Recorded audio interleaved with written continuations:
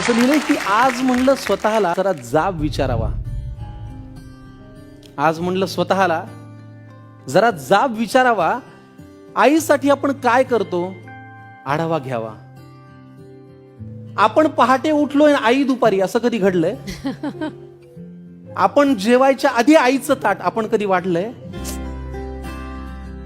बरं, तुम्ही घरी येताना विनाकारण आईसाठी काय आणता? तुम्ही घरी येताना विनाकारण आईसाठी काय आणता? बरं तुम्ही सांगा, तुमच्या स्वतःच्या आईचा फेवरेट कलर कोणता? देवा, आईला हवं ते मिळू दे अशी प्रार्थना कधी केलीये? पाहिलं का आई शेवटची कधी ऑनलाईन आलीये? तिच्या बर्थडेची पार्टी तिच्या मैत्रिणींना बोलून आपण कधी देतो? तिने केलेला पसारा कधी आपण आवरतो? तरीही बाळाला कोणी बोललं की तिचं मन येतं भरून. तरीही बाळाला कोणी बोललं ना की तिचं मन येतं भरून. आपण बोलताना मात्र विनाकारण शिव्या आईवरून. अहो, लक्षात ठेवून बाळासाठी ती सतत हात पसरते. कधी दैवापुढे, देवापुढे, नशिबापुढे. लक्षात ठेवून ती बाळासाठी सतत हात पसरते.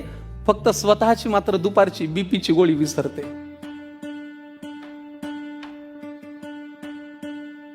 आईची आईहून बाळांनो कधीतरी वागा ना.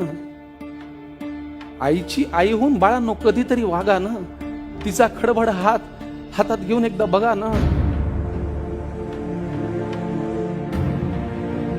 कितीही कर्तृत्व गाजवा तुम्ही, झेप कमी पडते. आईनी कडेवर घेतल्यावरच आपली उंची वाढते. कितीही कर्तृत्व गाजवा तुम्ही, झेप कमी पडते. आईनी कडेवर घेतल्यावर आपली उंची वाढते.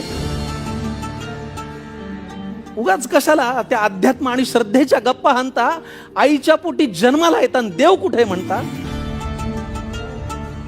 आईला सतत मुलांचा ध्यास, त्यांच्याच प्रेमाची धुंदी. बाळांनी गंमत आणली नाही तरी आई सदा आनंदी.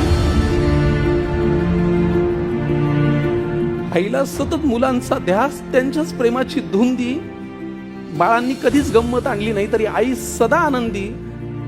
नको कुणाशी स्पर्धा देवा, नको कुणाचा हेवा. जग जिंकायचं ना मित्रांनो तर आईच्या पायावर डोकं ठेवा.